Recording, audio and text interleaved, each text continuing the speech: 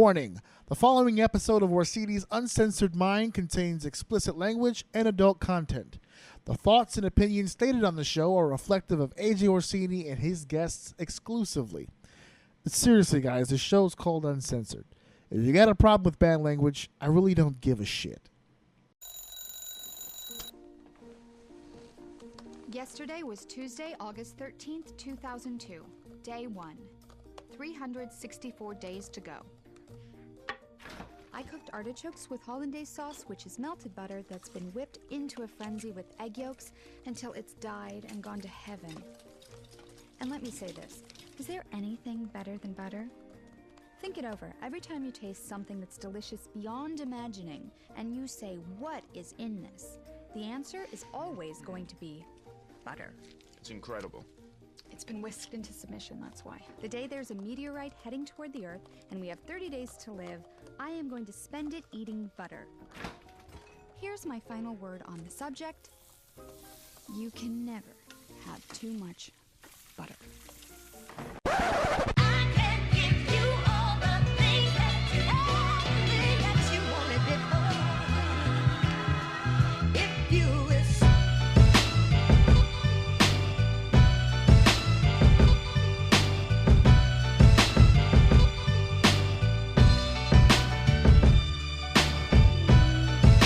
Welcome to Orsini's Uncensored Mind, and now your host, AJ Orsini.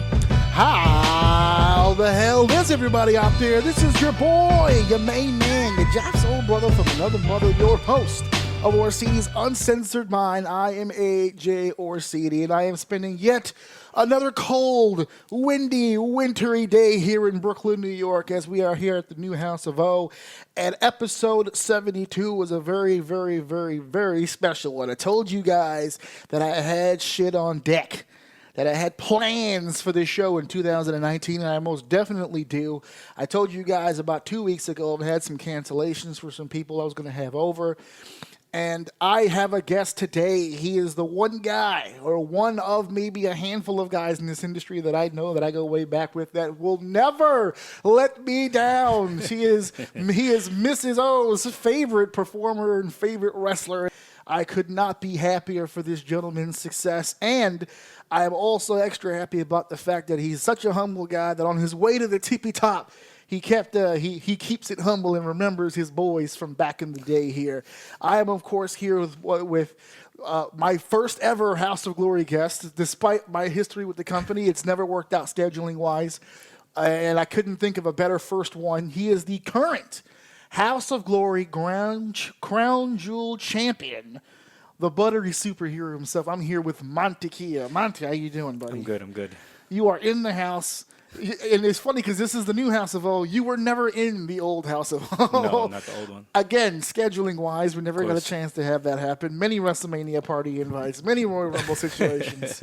But he was too busy hanging with his brothers and friends and his new wife, his new beautiful wife. Yep. You got a whole lot of shit on your plate, brother. Yeah. I opened up my saying here, I couldn't be happier about your success because I want to start off this podcast, this interview, by sharing a story with everyone out there because back in the Dizzy, early in my career, I spent a lot of time at Darrell's Extreme Fitness. For anybody who knows my career, I've promoted, worked, wrestled everything out of that gym. That gym was mine for about 2 years. Yep, pretty much.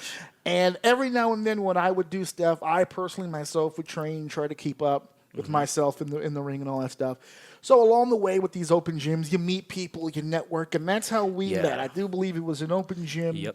We got the talking, we got the training, and I guess I must have said something to you because you started asking me for advice, and then we go to the infamous message with you in the white outfit. This was your first attempt at wrestling gear and getting yourself and taking it seriously. Because I think I've told this story before. Tell your side of that story. What were your impressions of me when you first met? Man, you were so nice. Like legit at Darrow's, very approachable, right? Very approachable at Darrow's Extreme Fitness or BWF. BWF, right? Bronx Wrestling Federation. Yep. Run by Mr. Bronco International. Oh, can't forget him, my former tag partner. Yes, of course. It was pretty cutthroat. Like I came in enthusiastic and excited, just like everybody You were else. new to the and business. New. I mean, like you were looking, you were eager to learn. yeah, here.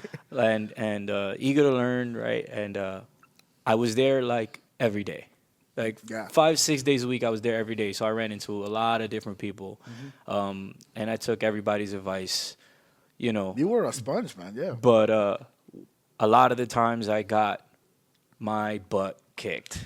Yeah.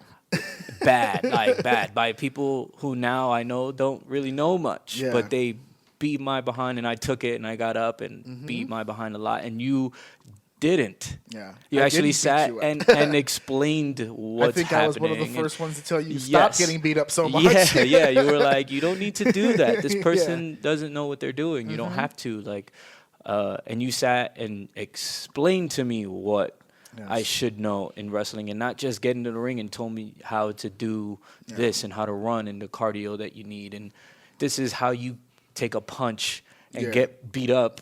I was- You didn't do that. I think I was explaining the business more than yeah, the wrestling. yeah, right? you explained more of the business and like knowing where to be, at what time to be there, what to do and what not to do, and that I think was the factor that I always came to you and asked you for advice, and still come to you at times for advice. So The that white was- outfit. the white outfit. Talk to me about the white outfit. So the white outfit. So you spoke with me. We were having conversation about the business, and all of a sudden you just decided, okay, if I'm really going to do this, I need to look the part. I Yeah. need the gear. For sure. So how did you put together the original white outfit? Because I will be going through the catalog of your outfits because your All right. outfits are amazing. Let's start you. with the Mark I outfit, which was the Numero uno. the Mantequilla Mark I suit, which was basically So- described. So it was like basically almost like an all white suit, All white with this suit black with- portions of the mask, right? It was like not every. It was but the White most- Ranger without the gold parts. What most White Ranger without the gold parts, but like most people who want to become wrestlers or try to become a wrestler, Yeah. they go to Google and they say, "I need wrestling tights." Yeah. Google. Lead me the way. Yes. And the first thing that always pops up is E-Lucha. yes. It E-Lucha. is. I agree. Yes. And I went through there and I saw all the different things, and I knew I wanted white because I was always a fan of like the all white stuff, and got the all white plain E-Lucha Dragon tights that a lot of people get. But well, what inspired you to do the mask? Because you were masked from day one. from the very beginning. day one, I think Yeah. I did like 2 matches without a mask. Right. One with face paint and one just without it while I was still testing the waters. So you always knew from the beginning. You But just wanted I to be always different. wanted to wear a mask, and I always liked Lucha Libre. I'm sorry. I always liked that's Lucha fine, man. Libre, and so I always knew I wanted to have a mask and be a little different from everybody else who's not wearing a mask. Right. And be like the, ass kicker, badass MMA fighter that everybody wants to be. I wanted to be a little different. So I got the white tights, and Bronco was like, "Hey, you're a little skinny, so you might want to throw a shirt on." So he made me a shirt to match my pants. And do you remember Nutrius X? Nutrius X. I do, yes. Actually, was the one who introduced me to Daros and Okay. told me everything. Like, this is where you go. This is where you can get your start, and you'll meet people. And he gave me a mask that he had from wherever, and that's how it just. You just piled it all. It on just together. piled it all on, and I made it work somehow. And you made it work. You made it work. Kind You of, did. I And guess. I remember you took pictures. Once the ensemble was set, and you took the photos or whatever, and then he sends me the photos, and he goes, "Well, what do you think?" Like he was just you were trying to get my opinion on it. And I remember mentally myself being in a crossroads. I don't know this fucking kid. At all. I'm getting fucking messages. I don't even think you were added as a friend just yet. Right. And then like you were sending me this message. And I'm thinking to myself, my initial urge, because I'm from New York, is just fuck off. But I remember being in the gym with you. I remember talking with you. And I can tell.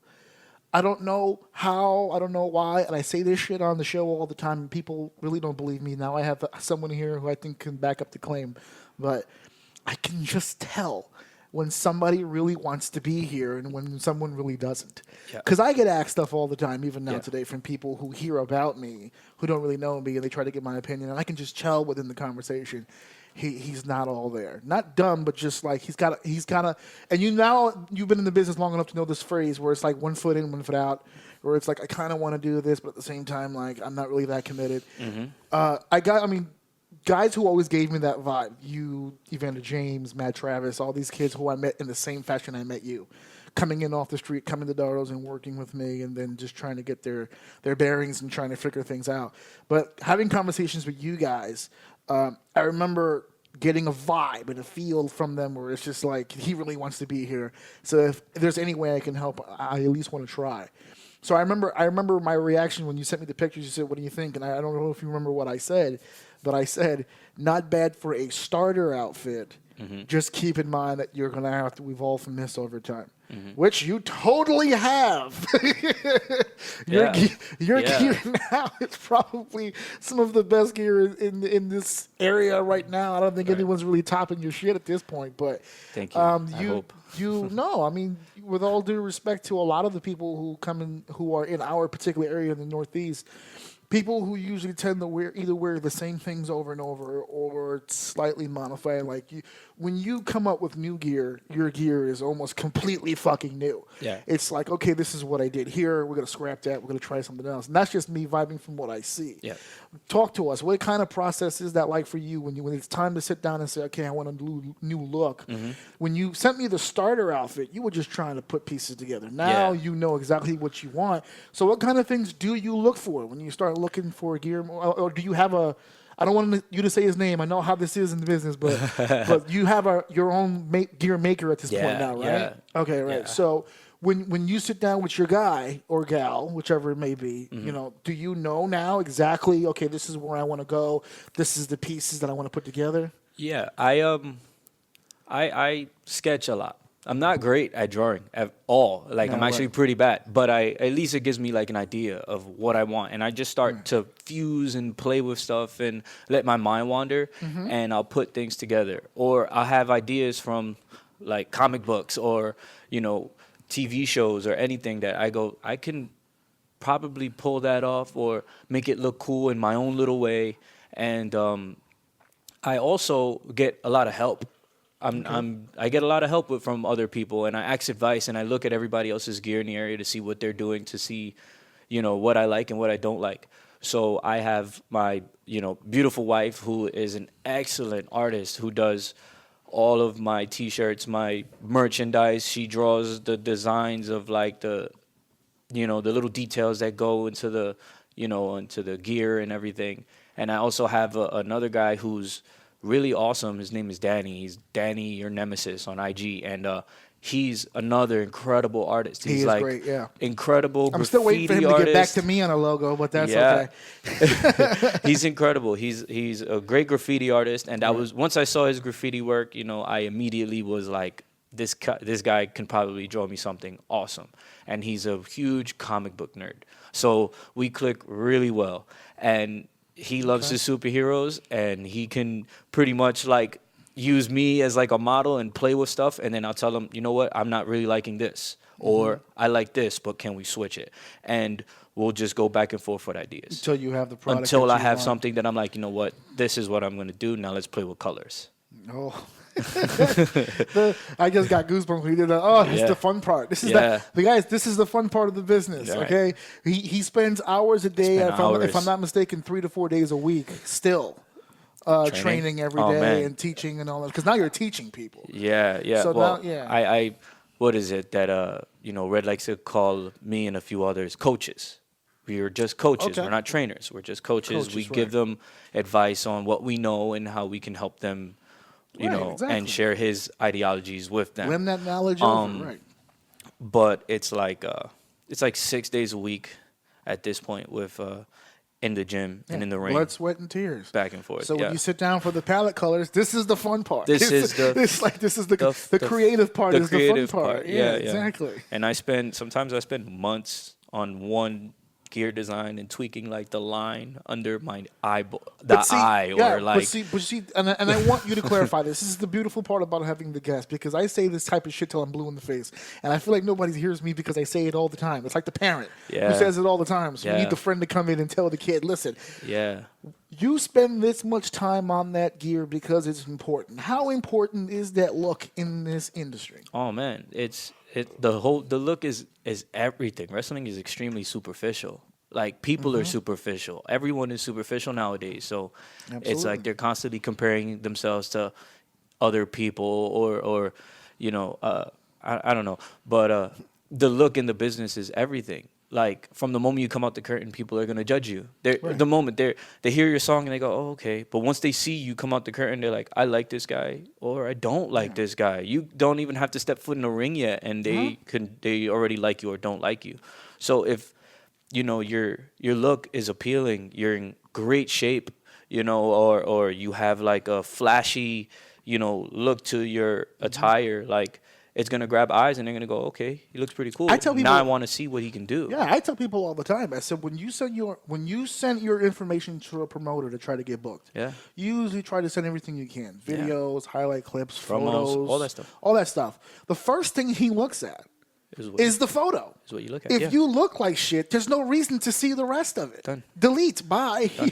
If you look like you just went to Modell's, got yourself some knee pads, you put on a pair of jeans, and you just some dude, then there's nothing behind that. Done. It goes in this order. And now that you've been in the business, man, you can tell me if I'm right or wrong. They start with the photo. Maybe they'll look at the highlight reel. Maybe they'll look at the resume. If you can get through 1, 2, 3, they don't look at the match. The match is the last thing. Yeah. The match, I tell people all the time, if you just send a match to a guy and just say, hey, can I get booked? He might not even look at that. Nope. Because most matches, 10, 15, 20 minutes? Who has 20 minutes dedicated to somebody they don't know? Of course. You have to look the part.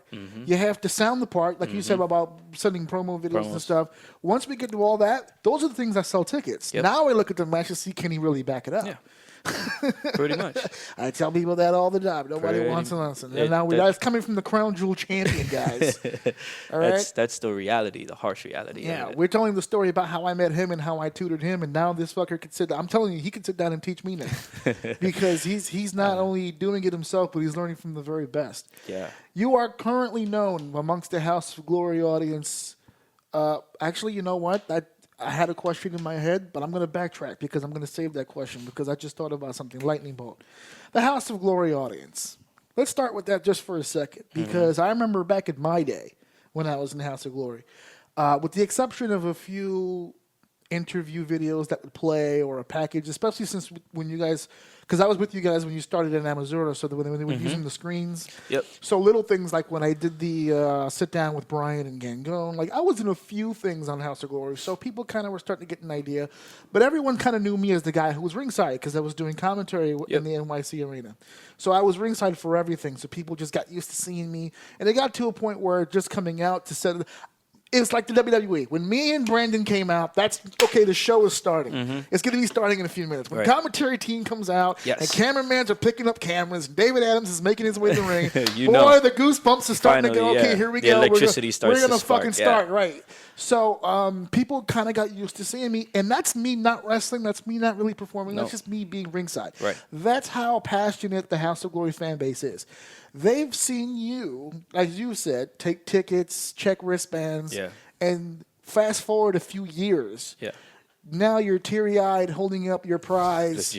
And I know. I felt it when I saw it. And you're holding up this prize, and they showered you with so much love. Yeah. Talk to me about that ride from who the fuck is that kid in the blue and yellow to thank God he finally won the belt. Because by the time you won it, by the time you had won it, I think the whole audience was just like, thank God, finally. Yeah.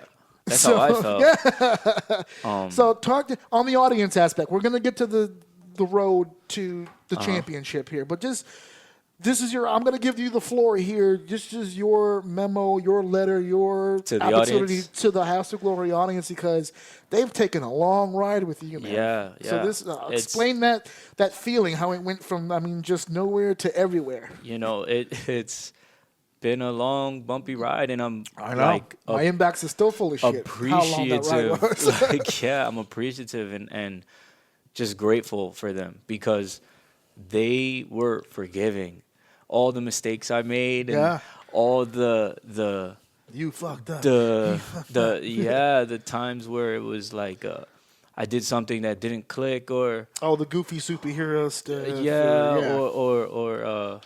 loss and loss and loss and loss and loss and loss and loss and loss and I think years of losses every show, but they just still paying due after due after due. but they still like forgave me or they still were behind me and just I guess wanted to see me succeed and I'm just nothing but grateful to them because considering like the name that was kind of bestowed on me, Mantequilla, which isn't the easiest thing to say and not the easiest thing to get over or get behind. They're behind me. They show me so much they turned it into a love. chant. Yeah, they show me so much love, and it keeps me going. Like it legit keeps me going. Just them there, especially at House of Glory. Especially, I think sometimes fans forget because all you do is you read the internet stuff and you see the chat rooms and the chat rooms. That's not the thing. I'm sorry, the Facebook wrestling groups and stuff. And on this show, I go to war with them all the time. But I always tell people, I think sometimes they get lost in the power they have, and they lose appreciation for the power they have. You guys have really no clue how powerful you are on the inside of a performer when you boo or you cheer, because there's been many a time where you've made those mistakes, and I was at those shows where you made those mistakes, and I would do commentary the whole show, and then we get to in intermission or whatever. So I'm walking around, and I would see this guy backstage. At the beginning of the show, he's talking, he's vibing or whatever, and then he does his match, and I come during intermission, and he's in the back, and he's kicking himself because there's 13 different things that he would love to take back, even if it was some of the good ones, because that good one led to a bad one. So if I could just redo, and you're kind of an overthinker. You're a lot like me when you get into your own head, and I would see you feel that way, and I would try to pat you on the back and tell you what's up, but the true remedy for a performer is when he tries that again. And it gets the second time or the third time or maybe even the eighth time when he finally gets the reaction he wants for that spot. Yep. That's why I think sometimes fans lose how important they really are, not just to the business or the character, but to the person. To the person. Because legit because you guys stand on line and you wait for these shows and you wait for the wrestlers to show up and all that stuff, and we care about that. It's to the point where it affects how we approach the building. Like we try not to like break that little kayfabe thing. He said we're like sliding in the side door or something like that, or giving the high five on the ticket line when you come in. You've come such a long way, and we've already discussed so much of the now. I want to take a moment to step back and because you are the superhero of House of Glory. Yep. And every good superhero needs a good origin story. So let's take a step back just for a second. Let's go back to the early Clark Kent days, the young stages of long before the days of buttery stories. Let's go back to the margarine days just for a second and talk to me about, because I had a guest on my show a while ago, Ronnie Burton, the rock guy, who you've met a few times at my shows. One of the things that I found interesting about him is his brain works 1,000 miles an hour. He has to be doing something at some point, and he's so passionate about almost everything. He does music, he does art, he does this, he does wrestling, blah, blah, blah. You are a very creative person, and you need outlets. So before there was wrestling, or maybe even, I think wrestling's been there for forever, right? Let's start with that. How long has wrestling been a part of your life? As a fan? As a fan, as long as I can remember. My dad loved Sting. He absolutely loved Sting. He loved Roddy Piper. Loved Roddy Piper, and he loved Macho Man. So I think all the old timers loved Piper. Yeah, there was something about Piper where all the old heads just like, God damn, yes. Then my dad is super prideful of being Puerto Rican, so Tito Santana as well. He just loved them. Carlos Colon, he loved all of them. Does your father go to your shows now? No. Oh, does he know that you won the championship? He knows. Okay. He follows, but he does not want to go. He has this like I don't know, his dad instinct kicks in. He says, Oh, "I 'cause can't of the watch bumps you." and the- yeah. I can't watch you fighting because then I'm gonna want to fight. Okay. And I sit there and I'm like, what was okay, his fair reaction enough. when you came home He and was- you brought that beautiful He baby was home? pretty happy for me. He was pretty happy. How was that for me. feeling for you to be like, because you know your dad's such a huge wrestling fan your whole life, and here you are Right. fighting, scratching, crawling in that business, and you bring home, bam, this is it. Yeah, it was pretty awesome. Like he was like really excited for me. He gave me a hug and he like, he was like, you actually did it. You actually like stuck to your guns because, like you said, the origin story, all Yeah. the past, all the stuff I've done before, it's never stuck. A couple years of doing something, I have to do something new. Well, we're gonna get into Couple that. years, we're had gonna to get do into something that. new. So aside from, because wrestling's been a part of your life for as long as so you can for remember, as long as I can remember, I've but been you've had watching other it. passions. Oh, yeah, you've had of other course. passions. Mhm. You did talk to me about the martial arts background. All right, so- because you've got a legit one. That's kind of where you tie in with Sonia, right? Yes. So Sonia and I have known each other for 20 plus years. Okay. Her father is the sensei of a karate school, taekwondo school in the South Bronx, of course. And my family, as kids, they brought my older sister there, and I went there, and we were there for years. Karate in the 80s was huge, especially in New York. Yeah, we did taekwondo, so the kicking background comes in right there, and I did that for like 6 years, and got a black belt in taekwondo. My sister has a black belt in taekwondo. Sonia has like a 3rd degree black belt in taekwondo. Legit, folks. This is legit. Sonia and you. Yeah. Sonia and I, we both have tournaments trophies to back it up. Won at tournaments, and because people will see the place, size third and they go, place. pro wrestling, Yeah. But legit, Yeah. you guys are like the Steve Blackmans of indie wrestling right now. Sonia has some beautiful kicks, and it comes from years and years and does, yeah. years of training and discipline and getting hit with the kendo sticks. I know it's not like that anymore, but back in 20 plus years ago, us kids would get hit with the kendo sticks when we weren't paying attention in karate school, and we didn't want to get hit with the kendo sticks, so we kicked higher. Yeah. We paid attention. We kicked harder, faster. Worked harder. Yeah. The discipline got thrown in to do anything there and put my all into it. And you are one of especially the in more taekwondo. disciplined people that I know, and I guess Right. it's because of that. Yeah. Yeah, and I guess I have to give it all to the taekwondo from there. Right after taekwondo, boxing. I boxed in There you go. Bronx Chester Boxing Club off of Castle Hill Avenue, like behind a fine fair in an alleyway. Real street fighting. It's like I never saw. I lived Was in it the Bronx protected my though? whole I mean, life. like gloves and the Yeah, whole it was. deal, No, it was, regulated and stuff? it was a legit Were boxing. you guys like dipping your hands in gym. glass and shit? Van Damme it over in Parkchester? Right. Yeah. No. But I think it was a legit boxing club, and Okay. it was just in such a secluded place that it seemed like you had to know somebody to get in there. Yeah. And Like I a got real hole in the wall gym. a type real deal. hole in the wall gym, rugged, grungy. Sweat, music, all Oh kinds man, of stuff going down. hot yeah. in the summer, Oh, cold in the winter. Oh man, you old know, school, man. I love it. I love it. it was the kids were mixed with the adults, and It's one of the reasons why I used to love Daros. Like when people used to complain Yes. about like the heat and Oh, stuff. no. That's when we did our best work. Yeah, man. Yeah. rugged and Just fucking grungy sweat it out. and Yeah, just dirty, fucking you do know. your fucking yeah. do your thing, get out, go home. Those places get closed down now by health departments. It's fucking sad. Right. Well, Come Bronx on, Chester a little Boxing Club, salmonella is not gonna fucking kill you, man. Just Right, take some no, it's- medication and just go. asbestos it builds the strength. Good Build for your character, lungs. yeah. You need your immune system to jump up. We're all pussies. Soon a cough will kill like 10 people.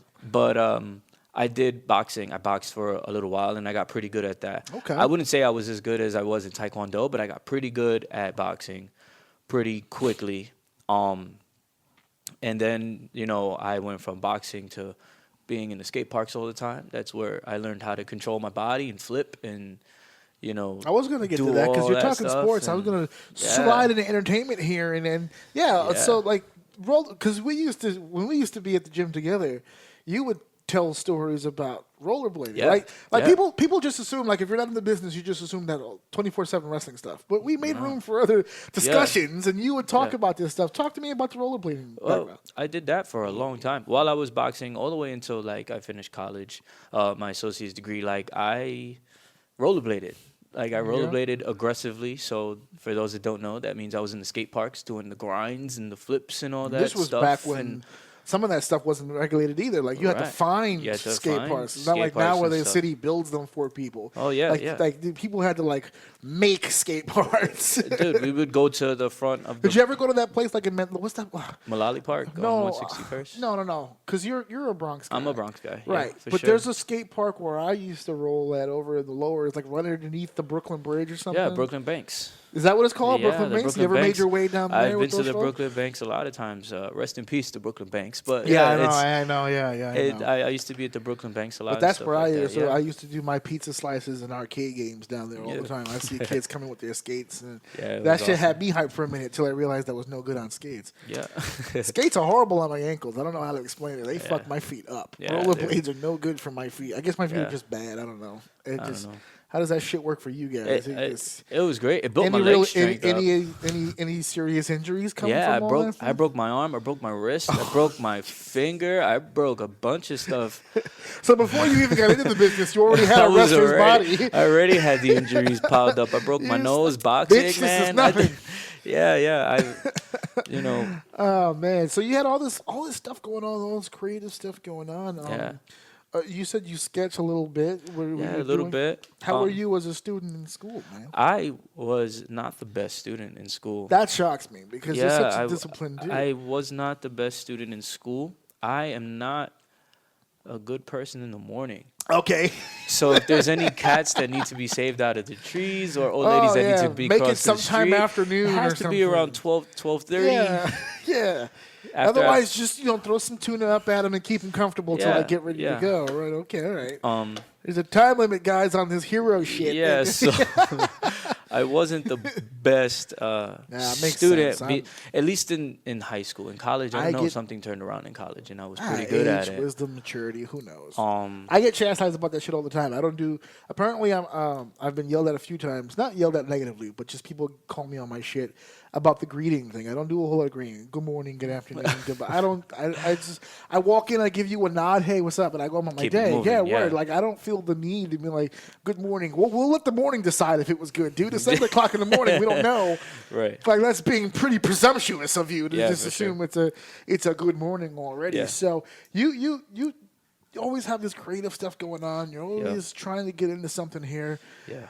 As you got older, you started as you were doing all these things. Which one did you really have the most passion for? Was it always pro wrestling, or what was the career? You were like, okay, I'm going to be like a pro skater, or you're going to be like, I'm going to be a pro wrestler. The career choice was from when I was a kid. I always wanted to be a wrestler. Okay, that was number one forever. I've done like 8 interviews on the show, and that answer was always the same every time. And I think it's got to be the people I'm picking. Yeah. It's got to be the people I'm picking. It has to be because there's such. And you can attest to this because I've asked almost every other guest that I've had. When you see, because like you said, you train with Amazing Red, Brian Sell. I mean, 2 legends in the industry here at House of Glories, now becoming quickly one of the best schools in the country. Before it was the best school in like the Northeast. Yeah, now it's becoming one of the best schools in the country. Yes. Soon, hopefully, over time, the world. Right. But you train with the best. You work with the best. So when you see these new kids come in, I mean, 5-10 minutes, you can probably tell. Oh, okay, this is probably not going to work out so good for them. Right. So if I could put a face to the audio, his face right now, because I remember, I'm getting ahead of myself again, but just answer that one question. Like, can you at this point now tell pretty much immediately when these kids come in? It's like, all right, of the 20, maybe 2. Immediately, most of the time. Immediately, I don't like to ever judge somebody early, right? Because I know I was judged early, and they saw my size and stature, and they always pushed me to the side and worked with the bigger, stronger guys. See, I had the opposite of opinion of you, but I get it. Right, go ahead, yeah. So I don't like to judge people so early, so quickly on, but I do know what you mean, and I can see if somebody's mind or heart is there to stick around. Okay. Because I think that's what it takes more than skill and ability is just heart, passion, and drive. because I can see people who aren't the best athletes, or they can't flip like Ricochet, or they're not strong like Jeff Cobb, or but they're Keep naming all the guys that you fought. Yeah. Well, I never fought Ricochet, but like if he wouldn't have been signed, eventually that match would have happened. You know that. That would have been if he would have got signed, a blessing. Yeah, but let's be real. If he wouldn't have been signed, who knows? Okay, well I'll say it. I'll say it. But all right. But you can tell. You can totally tell. But I know that there are people out there that just some people might not be the best athletes, but they have such passion and such drive. Right. I'm not the best athlete, but you and I had a lot of fun training. Yeah, that they just they make it work. They find out a way to make it work. Right. And that's why the same thing. The reason my career choice was always for a kid was always to be a wrestler. And if I wasn't a wrestler, I wanted to be a referee. And if I wasn't going to be a referee, I wanted to be a commentator or a ring announcer or just a guy in the back that helps other guys do something. I think that's one of the reasons why you and I clicked so much, because you were just like, your goal in the wrestling business was the same goal as mine.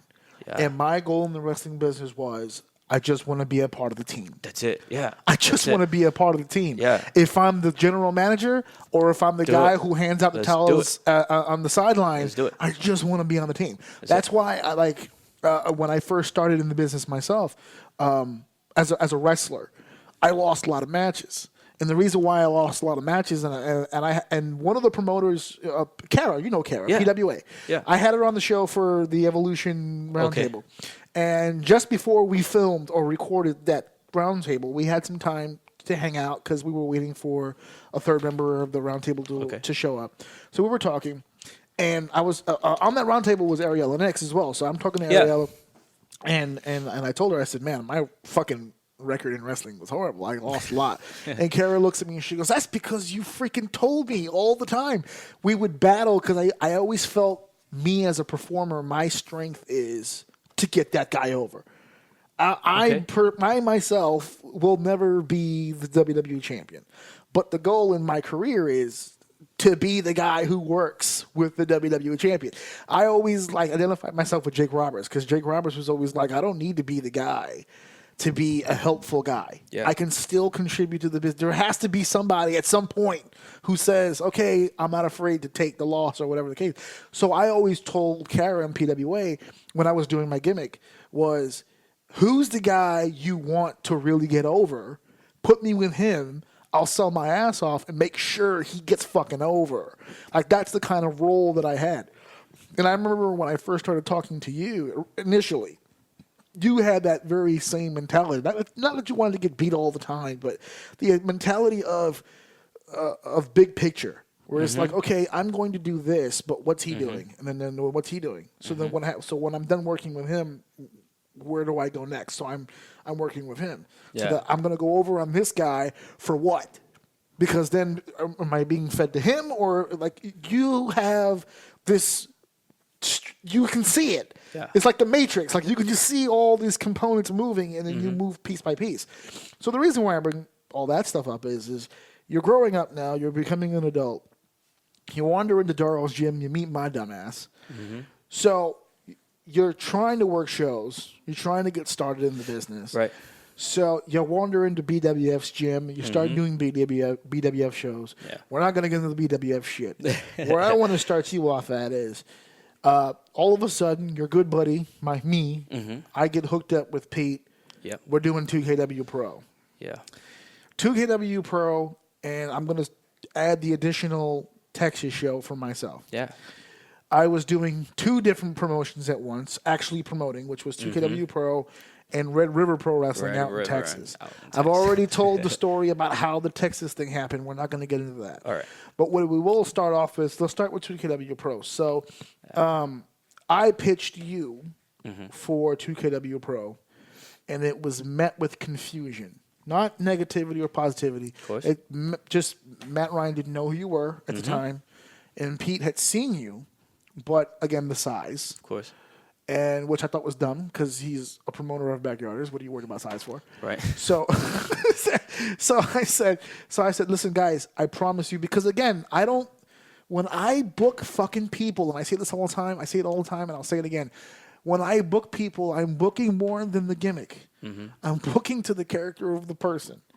I trust this individual to do exactly what I need him to do when I need him to do it, and he knows that when the time comes, his turn will come. Yeah. I don't, and you will vouch for this. I never leave anybody's ass hanging in the wind. No. If you lose 3 times for me, best believe when the win comes, it's going to be fucking huge. It's going to mean something. Right. So when I pitched you, they said, okay, well, we'll give him a shot, whatever.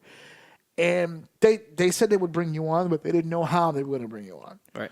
So everyone was in love with the other guy. Oh, yeah. Caveman. Yep. Okay? So everyone was in love with that guy. Loved him. They loved him. They had him primed to do something big. They just didn't know what it was. So the matchup became Caveman and John Davis. Right. That was the original plan, the original idea. John did not like that plan because Caveman, again, flaca. The size. Right? The size. John is a big hulking beast of a man. Huge. And he said, this is John. This is not us. John said, I don't mind fighting Caveman. He's a great wrestler. I'll wrestle him. It's not going to look right. Because the whole goal for us was to make John look like a fucking monster. Of course. So he said, because you and Caveman at the time were close. Yeah. So he said, okay, what if we included the other guy? We'll do the 2-on-1 gimmick. And then it'll look good. And our concern was we didn't want our 2 guys fucking killed here.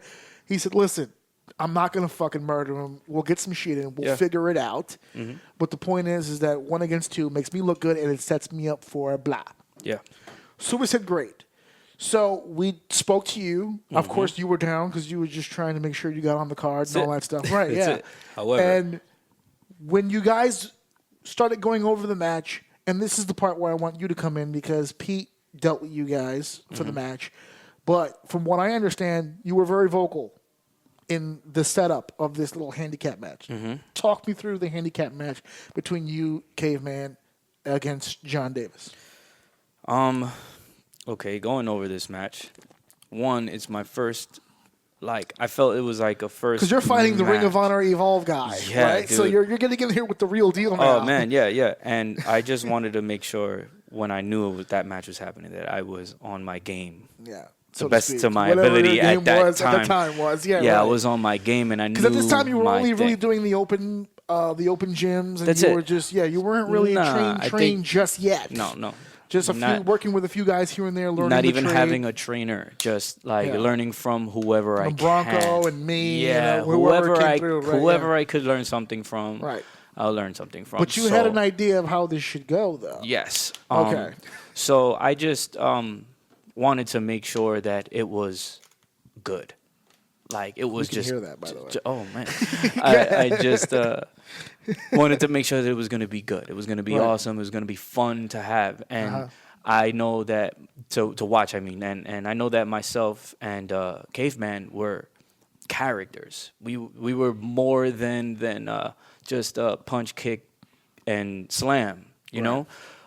So I just wanted to make sure that there was going to be at least some kind of substance to the match that's going to get people to pay attention before anything happens. Right.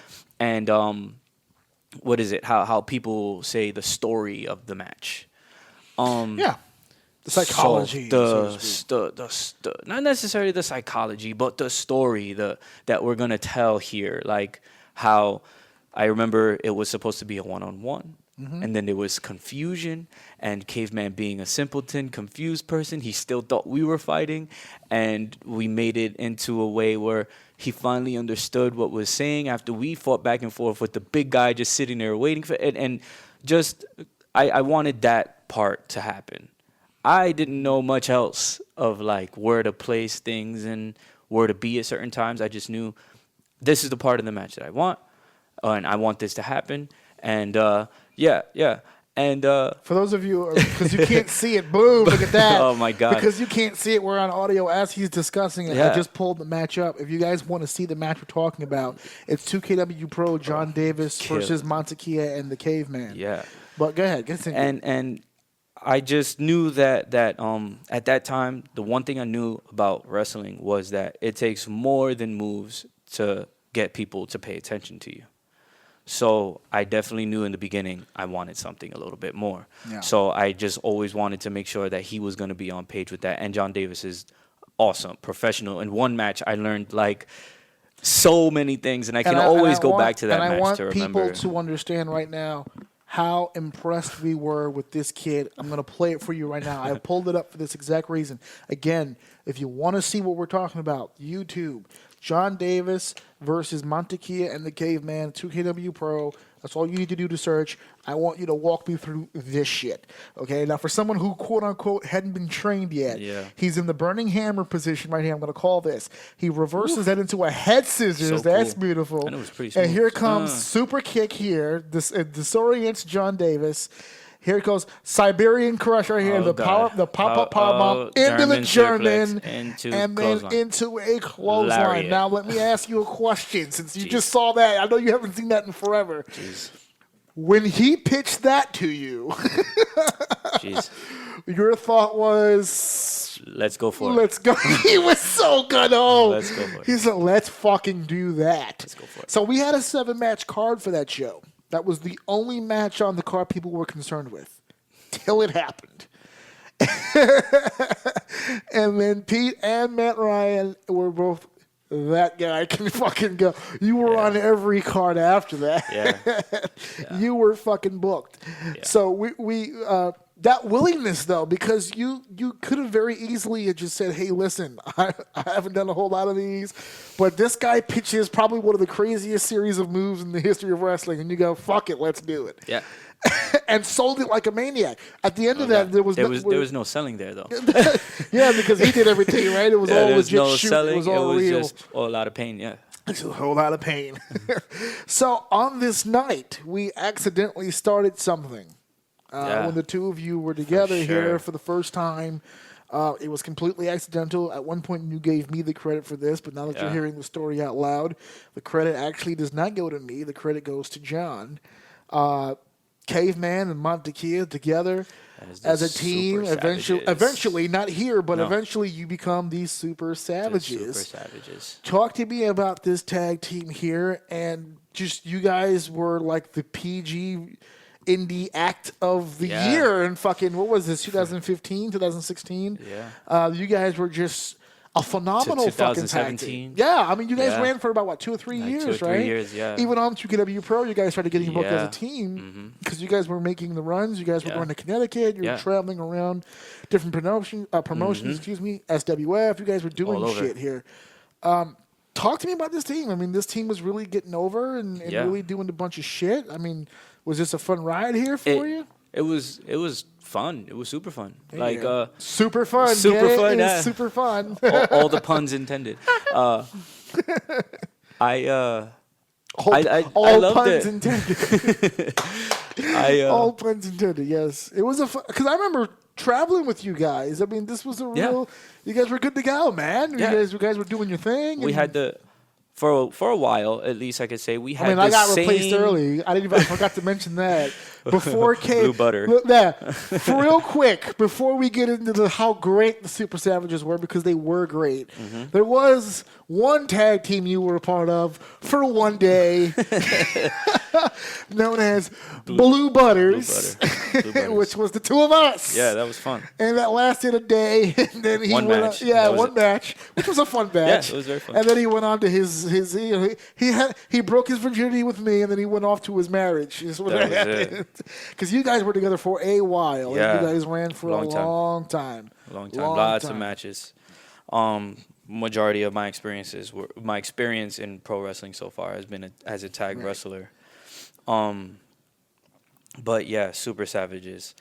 We thought of the name in a car ride. We knew we wanted to be a tag team after that match specifically with John Davis because your chemistry was unmistakable. Yeah, it was just that match. Like before that, I knew him, and we trained here and there. But that match was the one where we were like, we should just do this. Like we should just be a team. Your respect from a lot of people who came through that gym after that match fucking skyrocketed. Yeah. When you had that match with John Davis, man, people were fucking going nuts. And as a matter of fact, I just want to say for the record, and I don't know if he's going to listen to this or not, but I caught heat with certain people about you taking those kinds of crazy little bumps. Yeah. I remember that. I understand completely now. Now I know. Yes. But see, here's the then, deal. Here's the deal. I took a risk. I knew that at some point someone was going to, because you got fed to the wolves there a little bit. Oh, yeah. And I know that, I know that I did that to you, but you know what? Look what you got out of doing it, though. I mean, it was all, would you have caught the eye of the people who caught hate with me had you not had that match? Who knows? Who knows? Exactly. Exactly. Who knows? So who knows? So you guys were running for quite a bit there. You guys were doing the whole tag team deal. You won the tag team titles for a few companies. Yeah, for a few companies. Technically, we are still tag team champions in PWA. Yeah, I don't think you'll be defending those belts anytime soon for multiple reasons. So you guys were running through there. You said, though, there was a very key phrase there, though, what you said. You said that you guys, a lot of your experiences came from that tag team because you were wrestling a lot of serious names when you guys really were fast too. I want to mention one quick point somewhere in between, because one of the parts that we keep saying over and over and over is you hadn't trained it, you hadn't trained it, you hadn't trained yet. You, I believe it was you, Caveman, Evander James, it was like a group of people got stuck at a crossroad at one point. Yeah. When you got an amazing opportunity to attend, or start attending anyway, House of Glory as trainees, or another school. I believe it was the Ludus, was it not? The Ludus, yeah. The Ludus, the school that I came from. Right. And I remember distinctly getting a group text from you guys, from all of you guys. 7 of us. Yeah, and I was at fucking the Long Island Aquarium with my family. We're watching the seal show, and my phone is exploding.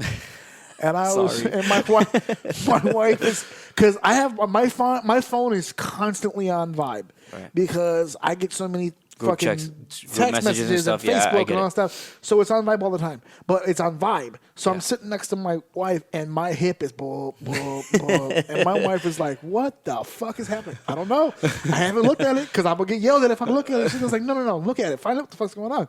And it's you guys basically just like venting all this shit out, because I guess you guys as a group had just gotten to this point where it's like, we really want to fucking do this. We're not learning. So we're not learning. Based on what we're doing as far as training, it's not working in the sense of the matches, because you're getting into the ring with a lot of upper tier guys now, real professional wrestlers, and you feel like you're handicapped here, because you're like, why don't I know what he knows? Because they're throwing jargon at you, and they're throwing shit at you where you're can you sell this, or and you can't sell it because you've never been taught how to sell it and all this different stuff.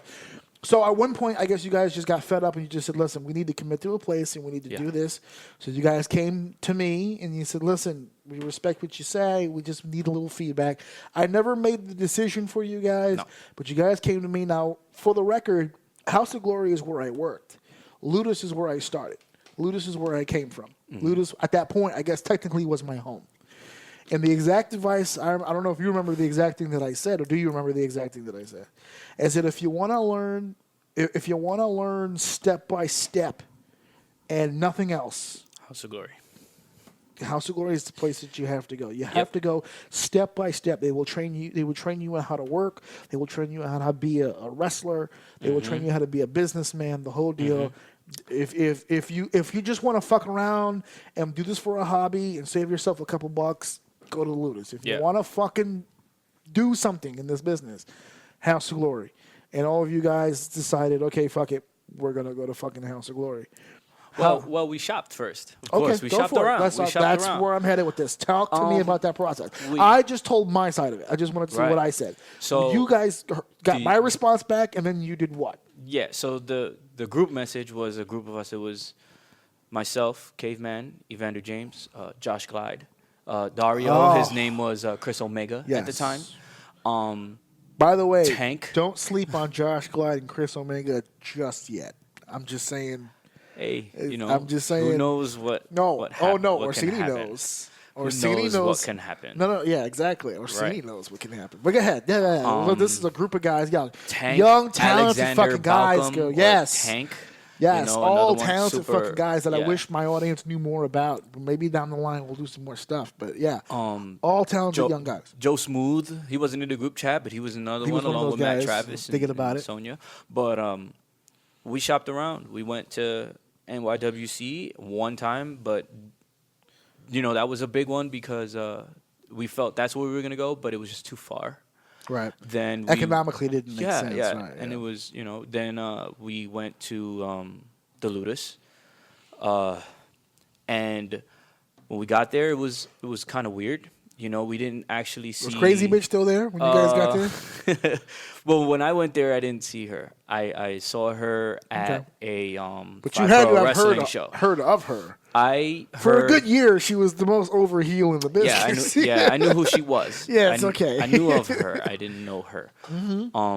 But Man, I I could went do there. I could do a 3-hour show on FSW. I know.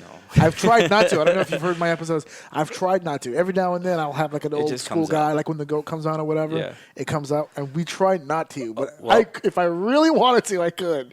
Well, speaking of the goat, it was that's where I met Whiplash. Okay. That day that we were shopping around, and we went to FSW. We all 6 of us drove down to Brooklyn. We were all from the Bronx and Westchester, so we all drove to Brooklyn, and we spent a day doing their like training, 1-day training you can do, and we spent a day training with Whiplash, and we would see Joel from the window upstairs in the office that he would hang out in, and we spent maybe an hour training, and then he came down and told us to have a match. So after that, he told us, you know, this is how the school runs. If you want to come, come. If not, bye.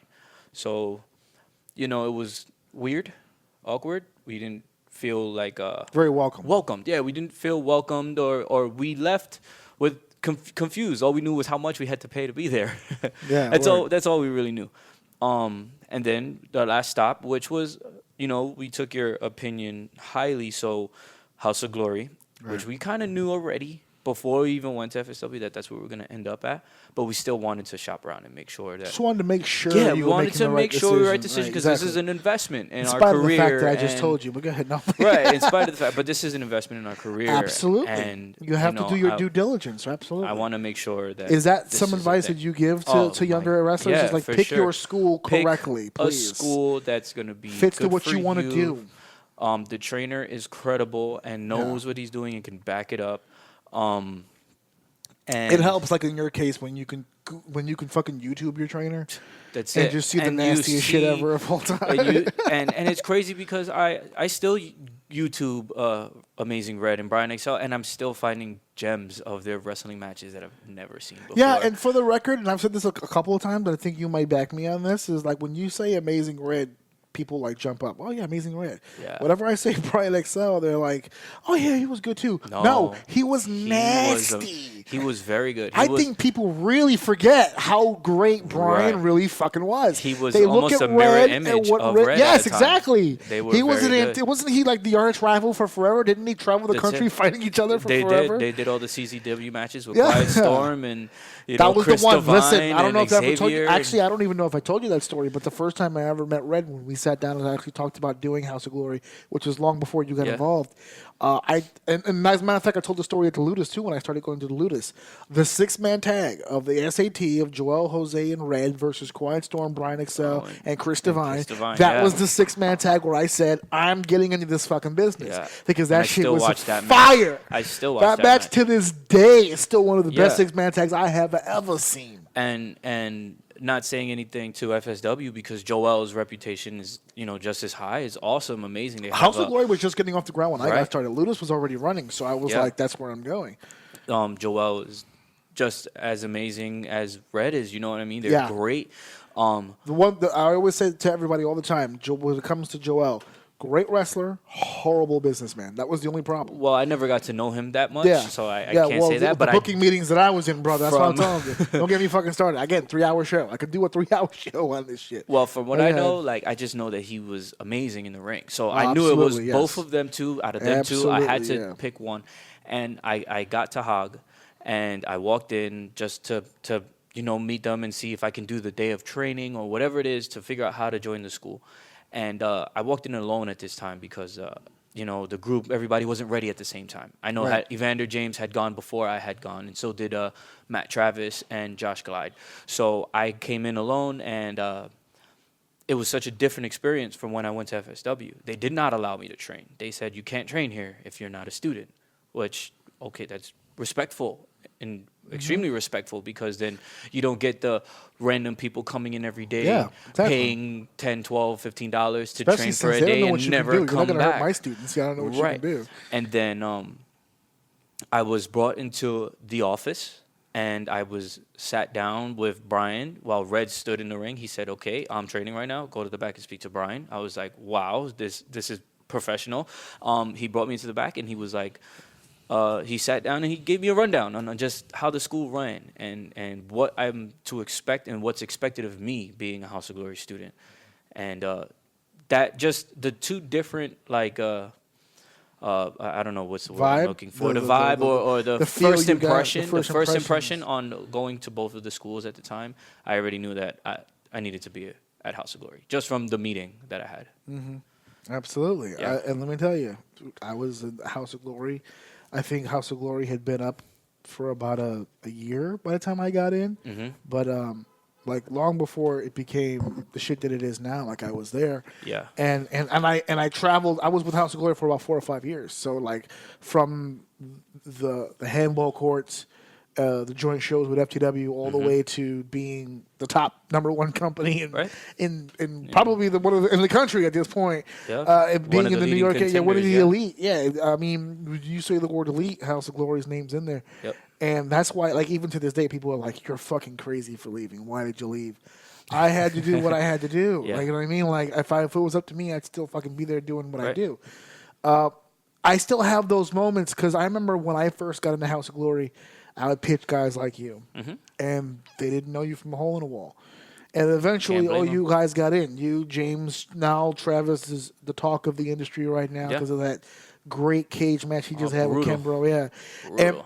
and what I think was beautiful about that match is if you didn't follow the story, that's fine. Could Because still House get of into Glory, it. House of Glory made it very easy to access that story. And if you caught that just before the cage match and then you watch the cage match, it's one of the most beautiful cage matches I've ever Amazing. seen in my I entire life. And for it to be involving two guys that I knew when they were infants to being the grown men they are today, those are the times where I miss doing the commentary and being Yeah. in the building and watching, sort of watching my kids become men and prospering and doing so great in this industry. Yep. And if I'm not mistaken, that was the same exact show where you won the championship. title, yeah. So like, and you did it against Evander James. So Yep. like, as far as our little group, like that was a huge night for everybody in the group. Yeah, pretty it's much. just it's a culmination of a lot of things. In over 15 countries, over several thousands of downloads, Orsini's Uncensored Mind is flying right straight through the stratosphere. It is growing every single day, and of course, you can catch the weekly releases every week, every Wednesday, 9 p.m. by going to ajoum.podbean.com. But if you cannot reach us there, there are many other platforms in which you can catch the show. You can check us out on iTunes, Spotify, iHeartRadio, Stitcher Radio, TuneIn Radio, Listen Notes, Castbox.fm. If you have any of those services, you can catch Orsini's Uncensored Mind. Again, every Wednesday, 9 p.m. Become a member of the Squad of O. It's a pretty cool group of people, and it's a pretty awesome show to listen to. And I would know because I host a show. I really need you guys to listen. Check us out. So we went through all that. Speaking of not around anymore, your former tag partner is not around anymore. Yeah.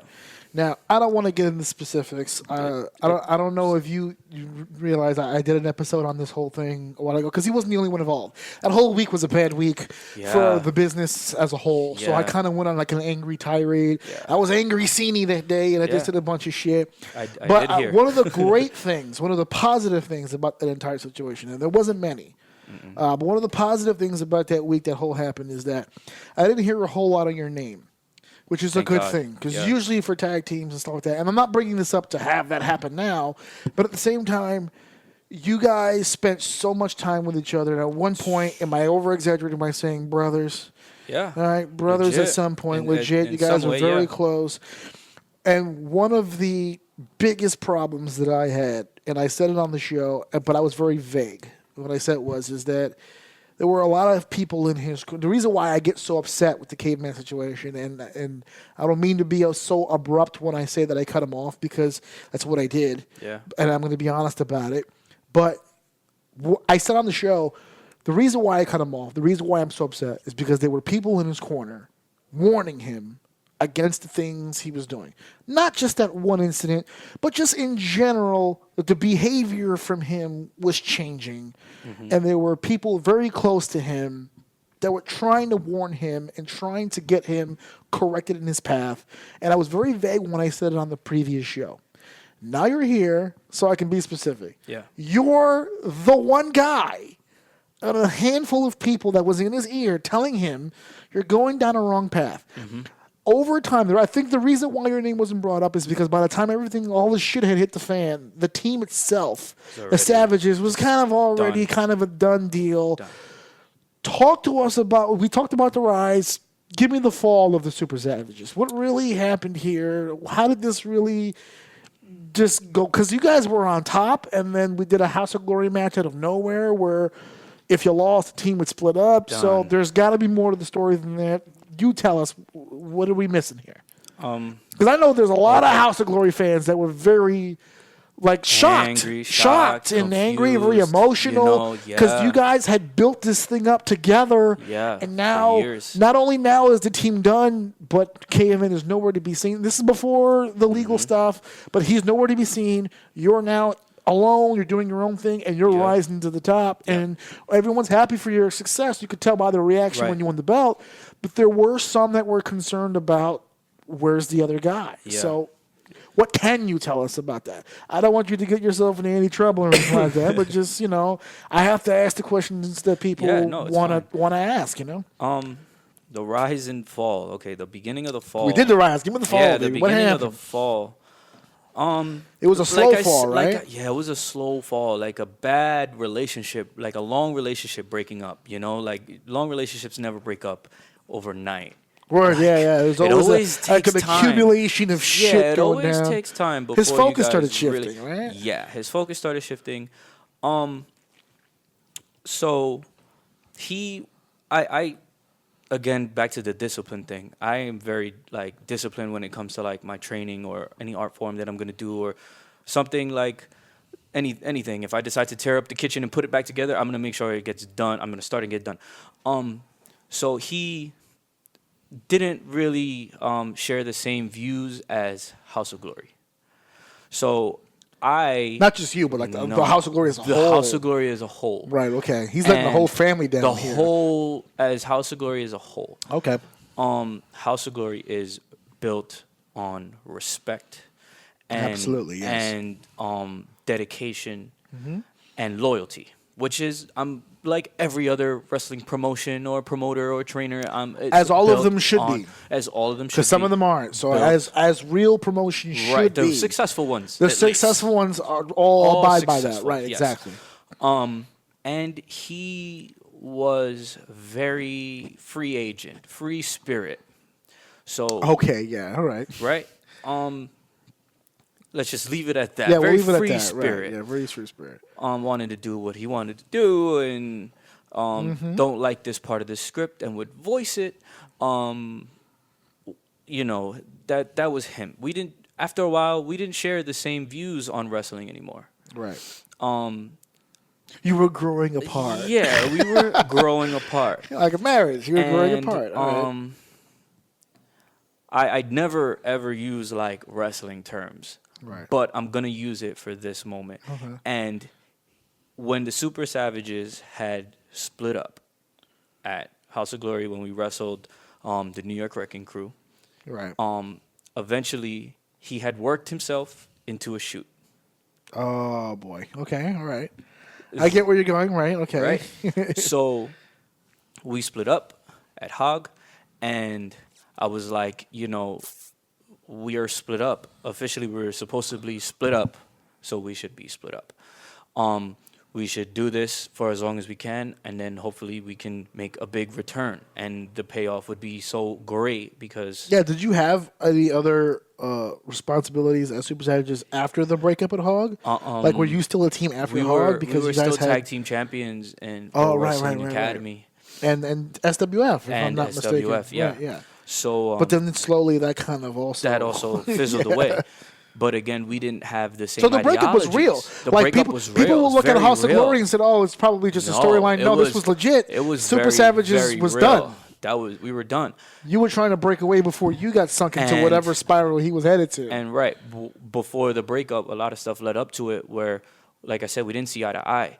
Like, I stood with the same group of people that were still around because a lot of the people fell off. That big group of 6 that I named earlier. Yeah, eventually they all It's fell off. 3 of Right. us now. Right. Even currently. Currently, it's only Sonya 3 of was us. Before, right? 'Cause- Sonya could be 4. yeah, Yeah, because okay. it was you, Vander, Travis, and Sonya, Joe Smooth. Smooth was on and off, right? Smooth was on and off, but yeah, It's like 4.5. we can consider Joe Smooth a little bit. All right, cool. He's on good terms with House of Glory. Okay, yeah. But it would only be us 4 left behind. Right. Right. Man, I lost my train of thought. Well, no, he had lost his focus there for a he had bit, lost his focus, and he worked himself into a shoe. Right, he worked himself into. And one thing that was, we stood strong, us couple few from the Bronx. We stood strong. We stood like loyal to each other. We had each other's back. But he got a new group of friends. Let's just say that he got a new group of friends. Right. That he changed his surrounding a little bit. He changed his And surroundings for a the little negative. bit. In a way, yeah, we could say it's for the negative, Right. right? I didn't agree with it, at least. There's a philosophy of said new group. Right. Like Okay. like I said, the ones that are still behind, that have stood strong and loyal to HOG, that you can see it, we continued the same ideologies and stuff, and he kind of went back to his old ways and went with the people that said, no, it's okay, you're great. And we would tell him, you have to do better. Yeah, because that was always the problem I had with K-Fan, is that K-Fan always... Like, K-Fan was very good. Yes. And he's very talented. The problem was he was very aware of how good he was. Yes, which is a huge problem. He was too aware because he would go to sleep and have these matches, and he would do it in a nap, and they would be great. And I'm like... But still, this is why even when I criticize even all of my friends, including you, where it'd be like, I'll give you something positive you did, but here comes the negative. You got to have both. And he never liked both. And he always liked the pat on the back. Yeah, he would get mad if you gave him criticism. Very even true. if it was like a basic, like rudimentary deal, like he would really, even if you shook your hand, he would do it like grittingly, or he'd be like, he knows that he has to type deal. And I always wanted more. I always wanted to be better. I always wanted to figure out a way to be better or to switch it up or improve. Yeah. Because one thing about wrestling is things get stale, things get boring fast, and you want to see something new every time you go out there. Absolutely. You want to see it. And another thing that he didn't like, that I would always say, we got to be better. We have to do better. That wasn't good. That wasn't great. That wasn't clean. That wasn't this. That wasn't that. And he didn't like it. So he went to people that did tell him, that was great. You're great. Hence the new group. You're doing this. Because they were probably blowing him. And, Hence the new group of friends. Yeah, giving all kinds of fellatio, and he started feeling himself. Right. Okay, yeah. And that had separated us heavily to a point where I didn't even trust him. Like, legitimately didn't trust him. As a shoot, like, this is becoming real life now. Now you don't know where this guy's head is. No, you can't contact him. He's unreliable. Yep. And, like, I couldn't trust him. So money was running thin on trips too, right? Because now you're funding everything. Yeah. It's the Super Savages became a Mantequilla Incorporated production here. Pretty much. And then so now you're at a point where you're just like, listen, I can't do this anymore. Yeah. And you got a wife, you got a kid on the way, you got shit to do, and you're dealing with this kid. This is before all that stuff. So well, it built up before that, but I think the crisis came, the realization came when the shit hit the wall in your personal life. You went, okay, listen, I can't. Yeah, that was it. I can't baby you and baby my baby. Like, you had to figure out that was it. What your situation is. Yeah, exactly. Legit. And so there was no communication between the two of you, and then the shit hit the fan. Yeah. So you found out the same time we all found out about the whole deal. I found out after. So like one of my statuses went out, and you were like, "What the fuck?" Yeah, legit. Oh man, Legit. but it I was. found out But this whole after. case was. But my whole point from before is that this whole deal between him and this young lady, this is all also old. This goes back. You were in the picture during this time period, right? Or no? Apparently, I was. Yeah, because now you're starting to look back. You're starting to think about it like, wait a minute. Wait a second. You started to do the math. I was you're there. like, wait a minute. We yeah, were a you're team like, at this time. It's funny. You should have probably mentioned something like that, right? He should have. And I don't. That's why I was see why upset. he Listen, didn't. now exactly. Now I see why he kept so many things close to the Yeah. vest because he knew he was doing something wrong. That's why I had the rant that I had. I don't feel sympathy for like if you get caught in some stupid shit. I feel for you when you welcome the stupid shit and you enable the stupid shit. I'm sorry, I don't have the sympathy for you. Yeah. And then that's why when all the shit hits the fan, I block. I go about my fucking day and that's it. Yeah. And for the record, for those of you out there who don't know, when the whole shit hit the fan, you were one of the first ones I contacted. Yeah. Just to make sure you were okay. Yeah. Yeah. Because I didn't know where your head was or what your deal was because you were very close. Like I was mad because I was close to him, but I wasn't nearly as close as someone as you were. Yeah. So I remember reaching out to you and I was just like, "Are you good?" Because I know that this is someone who is really close to you, and I was extremely disappointed. Not- Extremely disappointed. Man, if there was a word to describe how you actually felt, man, extremely disappointed. Like I wasn't even angry, because there's been so many other things that happened that I can't be angry anymore. That I was angry about that I just can't be angry at him anymore. You're all full up. Yeah, I'm all maxed out. I'm maxed out. Like I reached the capacity of anger that I can do, and it was all wrestling related stuff. When the real life stuff happened, I was just really, really disappointed. Yeah. Because all great tag teams in the history split up.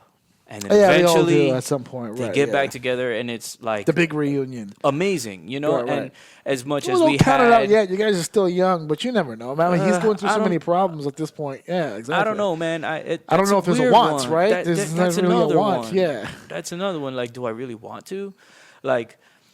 He has to earn that, though. Man. Let him try to earn it first before you even contemplate it. It Right. shouldn't even be contemplated at this point. So- he needs to really rehab and really Man. figure out. That's a Hopefully, big one. yeah, That's I a know. big Life one. has to take place, and then let him figure out what that deal is, and let him because it's not just you. It's me. It's that whole little group text that you mentioned. They probably all just fucking sliced man. that off. I remember when everything hit the fan. Even his close personal friends were just like, "That's too much." Too much. He's got to earn all that back. I don't know if he can. I'm not saying that he will or won't. But yeah, exactly. I don't know if he will or whatever the case may be, but the door is closed on that. Yeah, doors closed. But yeah, I was so it's disappointed. just so disappointed. But I'm in personally him, glad. I'm personally glad that a lot of that backlash did not fall back on you. Yeah. Which is why I hit you up and I just wanted to make sure you were good with what space you were in because you were doing some big things. So now we're talking life after the Super Savages. You just gave it a very big insight of what was happening behind the scenes. Yeah. People who follow House of Glory wouldn't know that. Right. What they know is that the Savages broke up. Caveman was taken off quote unquote TV because it's not real TV, but I like to phrase it as that because people are following the continuity. And here you are, Ultimo Dragon, Jeff Cobb. Yep. You're wrestling superstar after superstar now. Yep.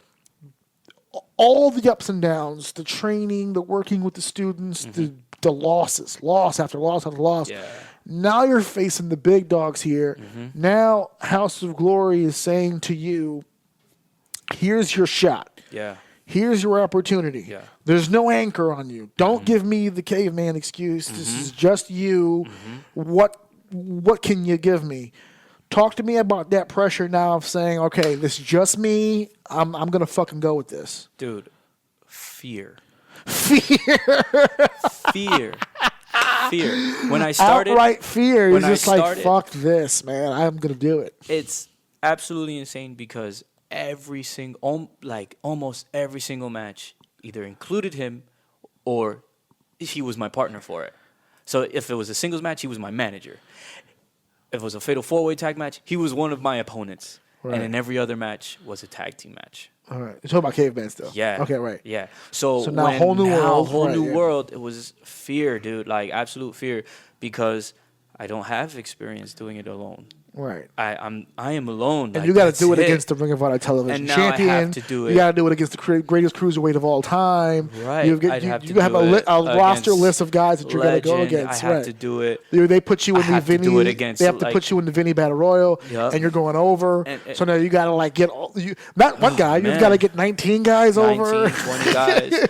I have to. I'm wrestling the But you House work of Glory champion. Well, yeah. Like, You had the match with two of Gangon, them, right? Yeah. And I'm just like, it was like everything hit me really quickly. Really quickly, they shot you out of a fucking cannon. But the whole idea, in my opinion, I'm not in the room anymore. Before I used to be, I'm not in the room anymore.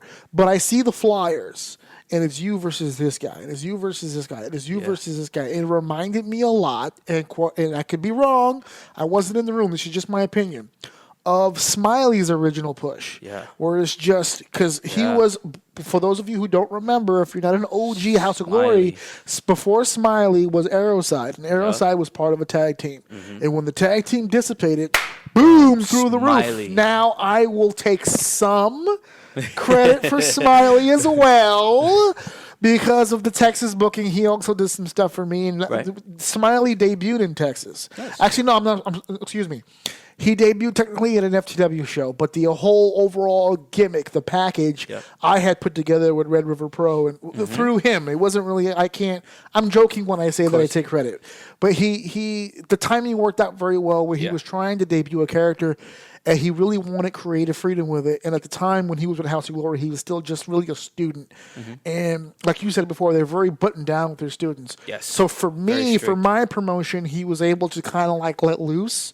And he did. We came up with these really creepy vignettes and all that stuff. And I remember Red and Brian loving them. So that was when they kind of gave him the idea, okay, run with this and see what happens. So I will never take actual credit. I'm joking, but he had the creative foresight to look at that. Your run after the Super Savages reminds me a lot of that because Smiley, after the tag team, when he became Smiley, he's wrestling Roderick Strong, he's wrestling Ricochet, he's wrestling all these different guys like in a row, and it was more of House of Glory saying, okay, you've been working this hard. Here's the ball. Do something with it. And he ran all the way to the House of Glory Heavyweight Championship. Yes, he did, yeah.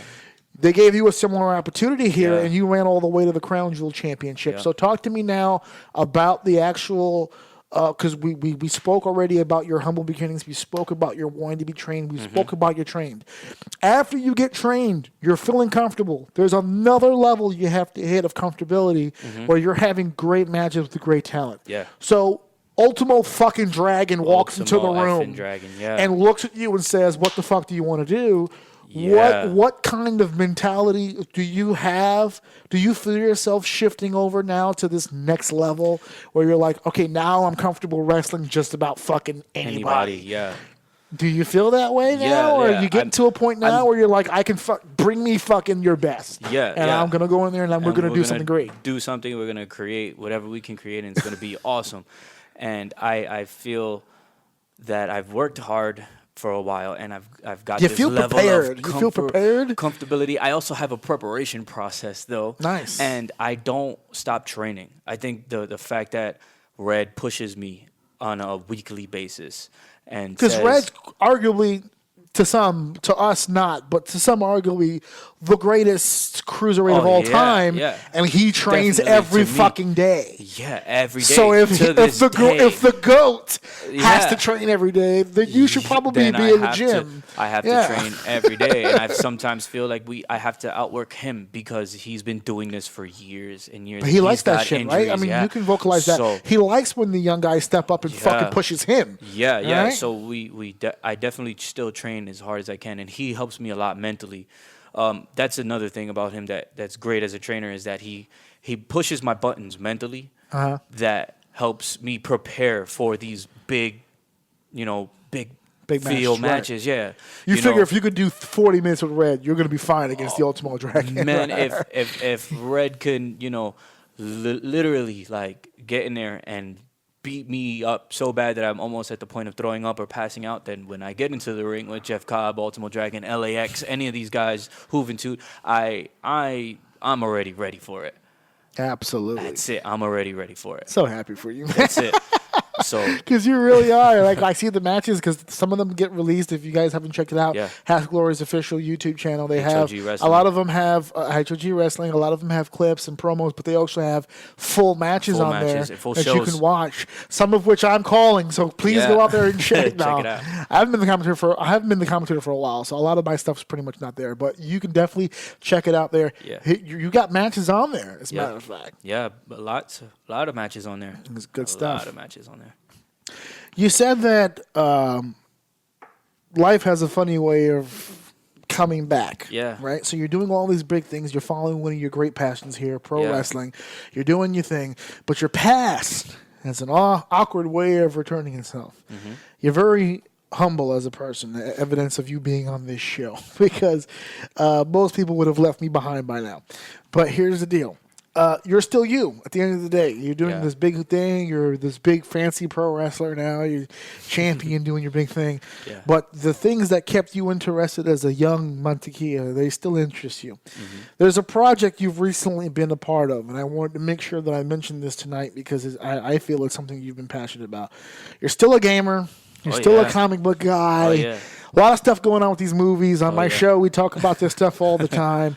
I don't know if it's a joint product with you or just something you're trying to help out, but I also want to do my share. Leroy Green, who's Leroy. a buddy of yours, Good is friend a of buddy mine. of mine. He's doing this big deal now on Yeah.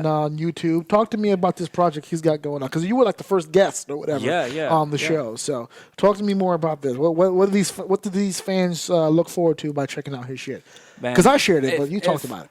So pretty much, if you're a nerd, which Who is it now anymore? come It's on, 2019. it's cool to be a Everyone's nerd fucking nowadays. Yeah. You know, It's the it thing to do. yeah, or people just don't care anymore, which is even better. Like I don't care if I'm a nerd As long as it's anymore. not negative, right? There's Right, no yeah. bullies and There's wedgies no anymore. bullies. if you like video games, I which did the is finger for Wet Willie, but I didn't say Wet Willie. I'm sorry. which is my thing. I love my video games, and, Yeah. you know, or comic books, or movies, or anything. Like that's what his show is all about. Because Okay.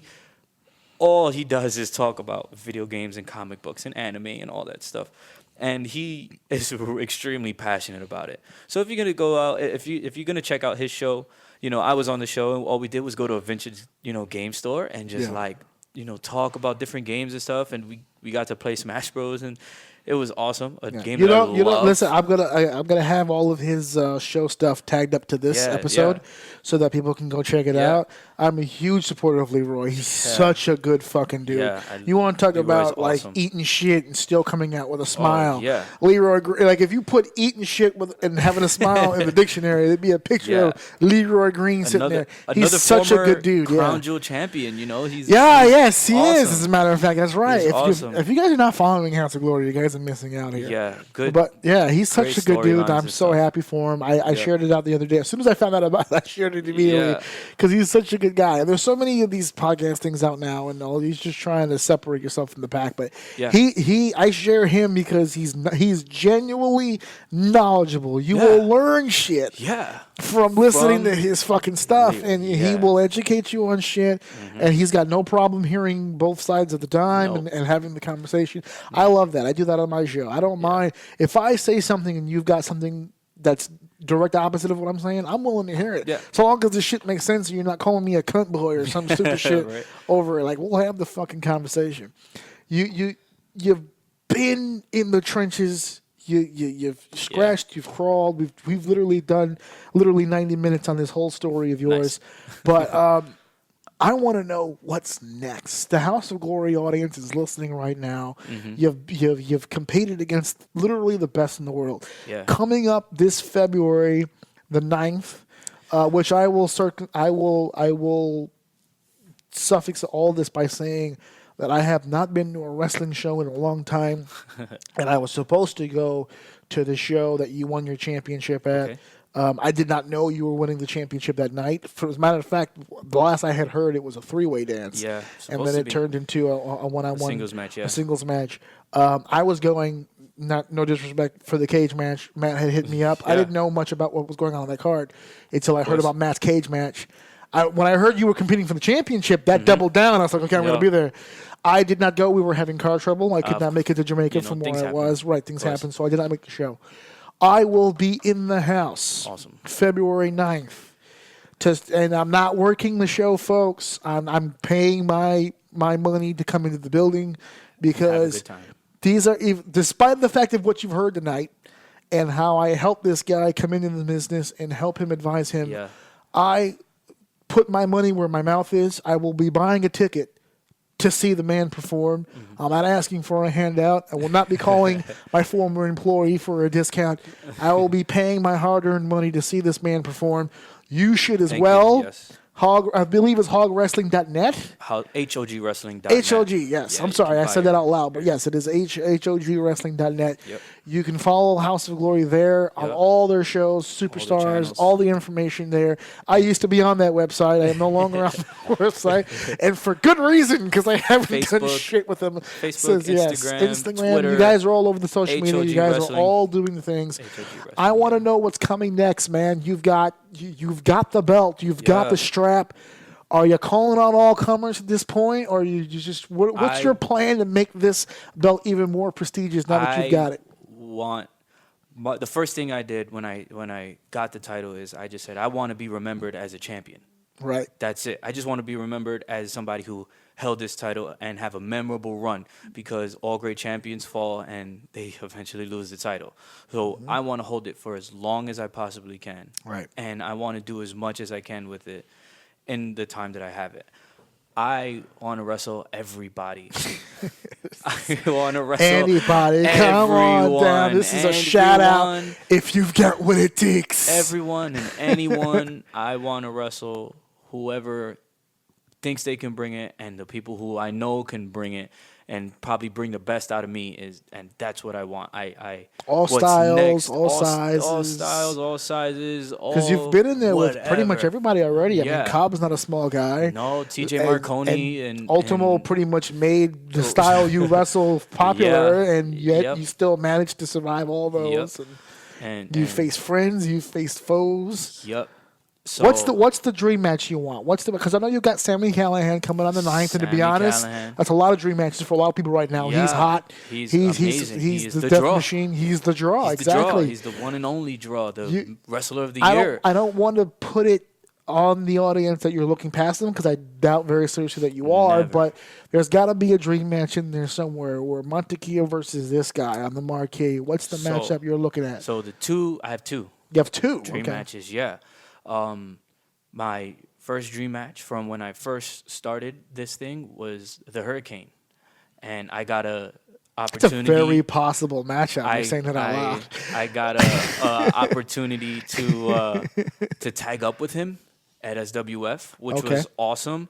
But I would really like to compete against him. Like I think that would be like something that would solidify, Kind of a passing of the torch type deal. I don't or- know. I wouldn't say passing of the torch, because I feel like I'm very different in the style and everything. I'm very different, but definitely like make me officially like a hero in Okay. the pro wrestling All business. right. I don't want to be him or like him, or I don't want people. And I've had it before. I've had people say, oh, it's the guy who's like the Hurricane, and I don't want that. I want to be different. That'd be But- dangerous territory. Yeah. But I definitely feel like that's a match that I need to have in my career. At one point or another, it needs to happen. And then my next dream match would have to be against Red. Red is, to me, is the innovator of the style. He is,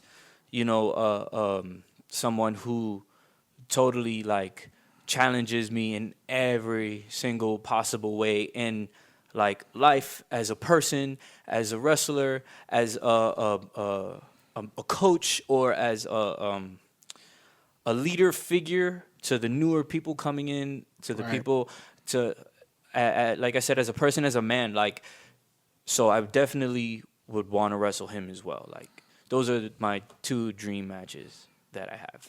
It's funny, for as many times as you guys have done this in training, Yeah. the fact that it has not happened in an actual matchup where it is- matters. Where it matters the where it most. matters. I'm actually pretty stunned that it hasn't happened Where yet. it matters. Oh, man. Where the true competition comes out, where we're gonna sit there and try to outdo each other. That's the thing, because as wrestling is a show, but I'm competitive as hell, and I want to look good, and I want to be one of the best on everything, and he's the best.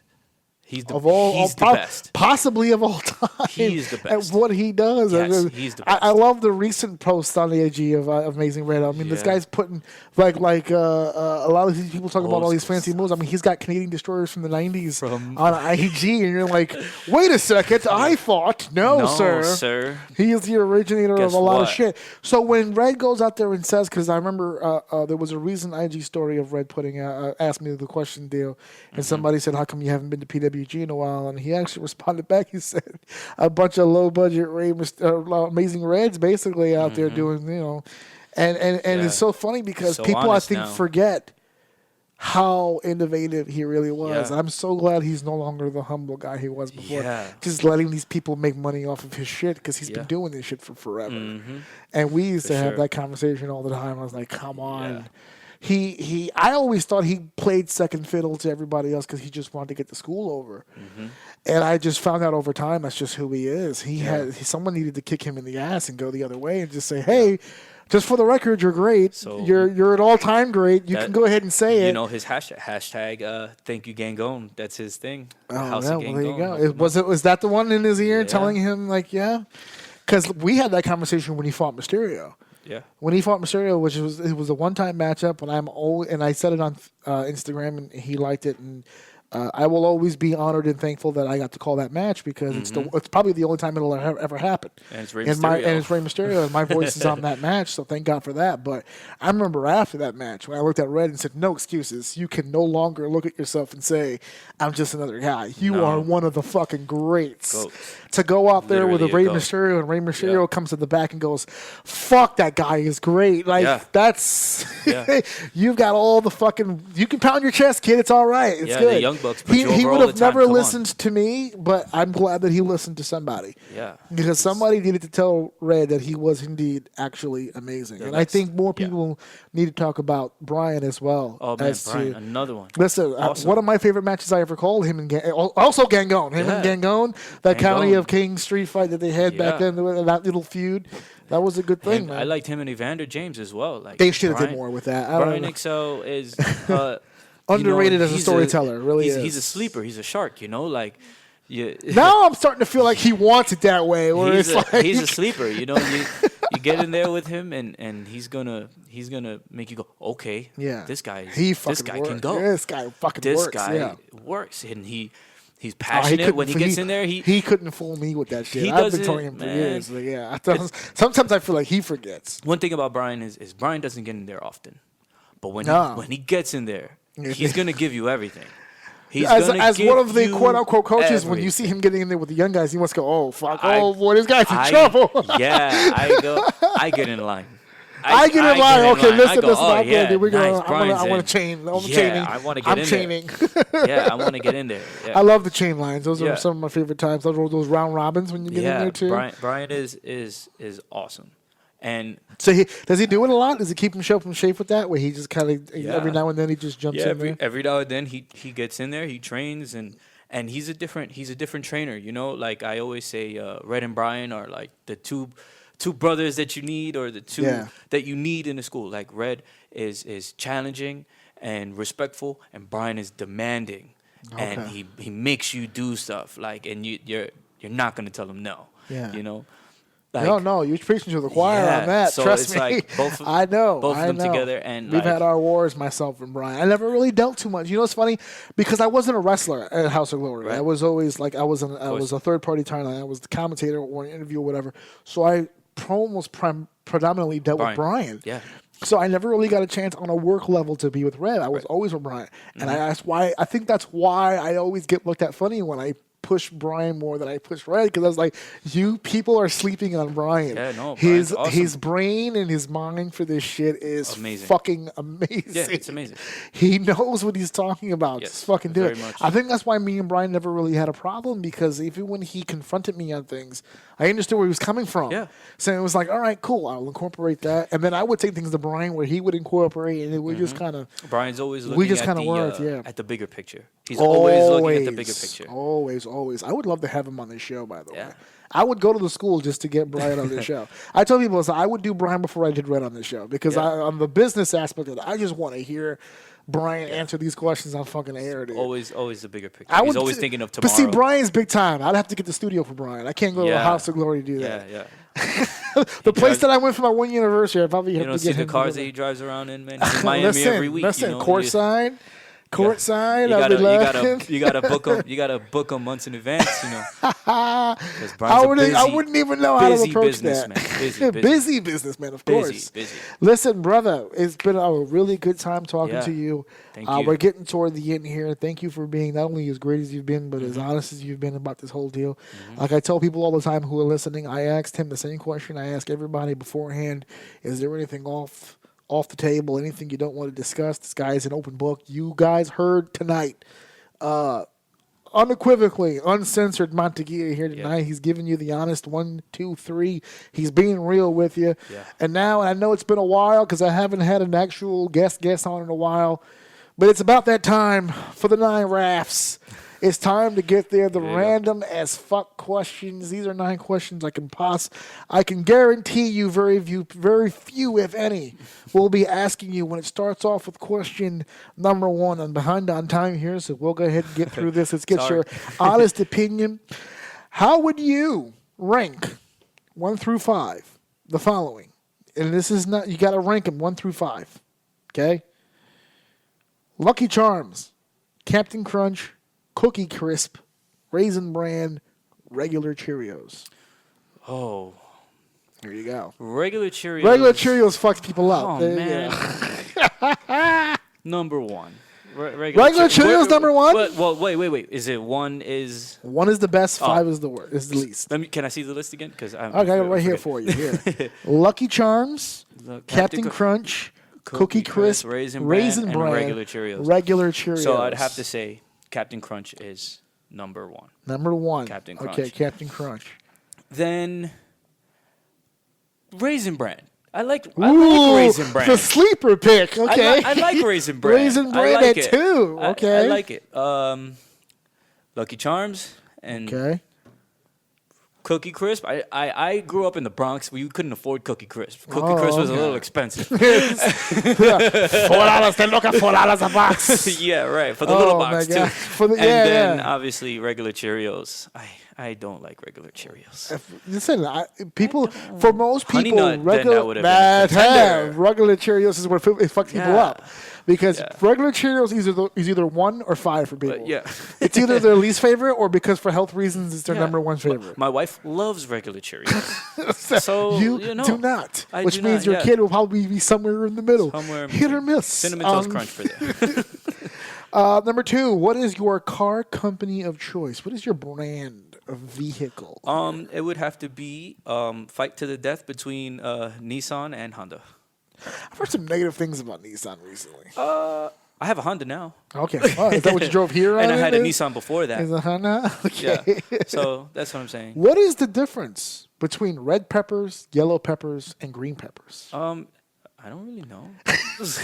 Or yellow peppers like sweet? Banana peppers? Sweet? I don't know. Sweeter? Sweet, but I think there's a flavor content to the 3 of them that's a little different. I think the green one is supposed to be the spicy one, or the red one. I'm not entirely sure myself. I have no idea. I was kind of hoping you'd have an answer on that one. I see it in the rice, and I just go, sandwich, and it goes in with the arroz. You just put it in with the arroz. That's it. And if it's got the gandules too, it just goes down. That's it. Just eat it. Yeah, that's it. Number 4, your favorite WWE pay-per-view of all time. Not the name. Man. Give me the exact show. I want the name of the show with the year. Give me the exact show. Your favorite WWE pay-per-view of all time. Oh, man. That's too hard. That is too hard. Come on. All right, so here's the thing. I can't answer this question. I can't answer this question because I'm not a fan of a full show. I'm more of a fan of matches that happen. But there's got to be a show that had a lot of matches that you look at. And you was like an 8-match card where you looked at 5 of them and you just went, "Oh my god, it's pretty dope." I don't know. I can't. It's too difficult. It's too hard to narrow it. hard It's too to broad. narrow it Is it down. too broad It's a question? too broad of a question. Okay, give me your favorite WWE pay-per-view of all time in the year 2000. I don't remember. Come on! Why? Because it was a good year? remember. Is that why? I don't remember. Oh, you don't remember that exact year? I'm always a fan of the SummerSlam. SummerSlam's always like the awesome. SummerSlam usually is the usually WrestleMania of the awesome. summer. But I don't know. I don't know. I'm a fan of the SummerSlam. My favorite's usually Survivor Series. I love the Survivor Series matches, all of them. I can't pick a specific year because they're. Is there a awesome. specific Survivor Series match where you look at it, you're like, that's pretty dope? No. Ah, you're No. a fucker. I'm very broad. Like Number 5, can you explain the difference between there, and there? there is I have something over there. Like I have my cup is over there. A possession. Okay, so which one is that? EIR is like That's ERE. ERE. is Right. The cup is over there. Over And there then- is the park. Right? And they are going to the zoo or They something. are is a group of people going somewhere. And then there is like IR is like their possession or something like that. Okay. This is their car. This is their apartment. Number 6, favorite skate park. My favorite skate park of all time would have to be the Throg's Neck skate park. It's more of the memories that were built there. I lived 3 blocks away from the skate park, so definitely that skate park. We called it Throg's Neck? Yeah, we called it Baby Park. It's in Throg's Neck in the Bronx. It's behind MS 101. It's right behind the school. Oh, he's getting very specific. Yeah, guys. yeah. If you guys, I is it spent still a there? lot, yeah, and it's still there. Guys, if you get a chance, this is it. I spent years rollerblading. That was a big passion. Is that where you broke some of that stuff at? That's where I broke majority of this stuff. Yeah, my elbow, my wrist, all that stuff. Man. So this is a big one. This Yeah. one's going to strike on your Latino chords here, Here we okay? Adobo sin y con pimente, the pepper. The blue cap or the red cap? Red cap. Red cap, baby, yes. Red cap. Gotta have some pepper in Red there, cap, definitely baby. the Add to the flavor red of cap. it. Add to the flavor of it. That was Yeah. I thought that was gonna be a lot tougher, but No, that was you know easy. what? You're pure That was Latino easy. right there. You already have Yeah. your adobo preference. They used to get the big 3-pack from Costco. There you Huge. go. They don't I sell just it anymore, recently but bought one from BJ's. There you There go. you go. Oh, You gotta go to at BJ's. least I didn't land on the board. That's Yeah. good. All right, favorite ice cream flavor? Chocolate. Really? Plain. Chocolate? Plain soft serve. Plain chocolate. There's like Chocolate. 1,000 ice cream flavors now, Chocolate. and it's just Chocolate.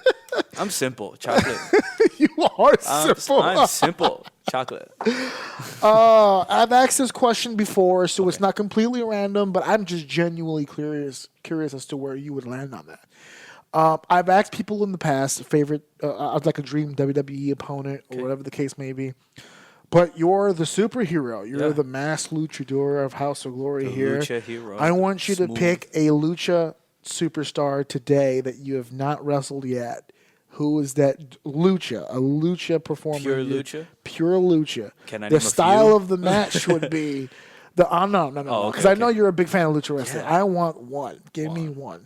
Yeah, backtracked on the other Sorry. one. Give me one lucha. Give me one lucha guy. One It doesn't even have to luchador. be your one for sure. Just one that you would just love to just. And I'm pretty sure knowing you is going to be an offshoot one because everyone's No. current favorite like a Pentagon or a Bandito or something. But where do you land? I would like or love to wrestle Cien Almas. He is Ooh. La Sombra. Like Yes. he is awesome. I can't say I That match with Mysterio on SmackDown was fucking awesome. so awesome. yes. But can I name like 12? If you want to name a few, go ahead. All right, Who's Bandito, on the obviously. list? Yeah, because I already Bandito. named Phoenix, God. Ray Horace. Sleeper pick. There it is, Ray Horace. Yeah, he's doing really good. Flamita. Flamita's awesome. Do you Okay, happen is to that know who no? Is that AAA? He's a AAA guy. He's big in PWG right now. Like Okay. he had a awesome match with Ricochet. At That's why I saw PWG. Ray Horace was PWG. So. Yeah, Ray Horace. I would be rude if I didn't say Phoenix or Pentagon. That would be I said rude it of for me. you. Yeah, so That would be those rude are of me. obvious picks. Those are obvious picks. But another one would be Grand Metallic or Máscara Dorada. Oh, Grand Metalik. Máscara Dorada. Like I want the other guy. I want the other guy. I want the other guy. Yeah. So those would. I would say Cien Almas would be first because he's just awesome. Right. But if I got any of those, I'd be completely content. There you go. Yeah. Listen, you're the House of Glory Crown Jewel Champion. I could Crown. not. Crown. I said I fucked it up 3 times. Crown Jewel Champion. Because remember, when that belt was first made, there was like some confusion as to what it was going to be. But it is the Crown Jewel Championship. It is a championship with a lot of prestige. It's been through a lot of great hands. Now it's in yours. Now it's in mine. So I think the advice portion of my relationship with you is pretty much over. Yeah. So good luck. Thank you. There's really not much more advice I could give you. You're pretty much giving advice to me at this point. So congratulations on all your success, everything you've done. I look forward to seeing the rest of your career as a fan. And as a friend. So I hope I get the call one day that. Because one of the greatest experiences of my life was getting the phone call that my friends just debuted on Impact Wrestling, LAX, for the tag team championship and all that stuff. So I've gotten to experience that a few times now ever since, like with the NXT debuts coming up with EC3 and Ricochet getting signed, all the guys that we worked with 1,000 times now getting up there. Do you feel like with AEW now and all these different options? That success could be a lot more closer than you think? Yeah. Before I feel like before it was a dream. Now it couldn't be a reality. It's there. It's attainable. It's totally attainable. You keep with that work ethic. It might be you now with the fireworks in front of a football stadium one day. And hopefully, be able to take care of my family that way. There's going to be, I'm going to have the House of Glory social media link to this. I'm going to have your social media link to this. Awesome. Is there any other shows or anything coming up you'd like to push or promote that you have coming up? Well, February 23rd, I'm at SWF. I'm wrestling Chris Banks. March 20th, you are their champion, I am correct? their cruiserweight champion. You're their cruiserweight champion, right, I'm for SWF SWF. cruiserweight champion. I know we didn't mention them much tonight, but that's all right. No, that's you fine. Can go ahead. Great promotion. If you want, as their champion, I will put their social media up as well. Put their social media up as well. They have a lot of awesome shows coming up. I actually am booked for their main event in March against Too Cold Scorpio, which is another big match that I'm super excited for. Get ready for that 450. Yeah, I'm excited and nervous. But good nervous, like take a crap kind of nervous. I'm excited and nervous to do that because again, SWF has treated me great. They like I said, Hurricane and multiple tag title shots and opportunities and all that. Yeah. So. Listen, I'm so happy for your success. I keep saying it over and over and over. I can't say it enough times. But thank you for coming on the show. Thank you for being here in the new House of O and figuring this out. And please be safe heading home. I will. Because you're in Queens, right? Yeah, so, not too far, though. Yeah, all right, cool. Because I'm farther now than I was before, and you never went there, fucker. You came all the way over here. I guess. I don't know. It was easy right up the highway. It's whatever, right? I'm sure it won't be the last time. All right, thank you for coming on the show. Guys, if you want to check out any of the things that he said tonight in the links below in the description of this video of this episode, you'll be able to click on all that stuff and check it out. House of Glory, of course, February 9th in Club Aventura, aka the NYC Arena. I will be in the house. You need to come with me and join us on this road to House of Glory greatness. It'll be just a few weeks before my own birthday, so I'm going to be ready to turn up. That place has great liquor because they used to get me ready for all my commentary gigs. Their liquor is fantastic up there. You need to go up there. So thank you to Mantequilla for coming. Thank you for all you guys for listening. Thank you for listening. Thank you for downloading. Thank you for sharing. And of course, thank you for enjoying. This has been episode 72. Much like a popular television show says all the time, winter is coming. I don't know what show that is because I'm not up on my pop culture, but I will tell you this, winter is indeed coming, and winter gets chilly. You know how you can counteract chilly? You know how you can counteract cold? Clothing. That's right, the more clothing you have on, the better a chance you have of surviving those frigid temperatures. You know what the color of this particular winter is? Gray. You didn't know that? I don't know what it really is either, but I can tell you it's gray because it fits into my agenda. And my agenda is to let you guys know that you can fight those frigid temperatures by wearing the Orsini's Uncensored Mind official t-shirt. It's a sports gray. It's very needed. It's very nice. You guys can get that by going to prowrestlingtees.com/AJOUM. listen to my daddy so. Orsini the extra line.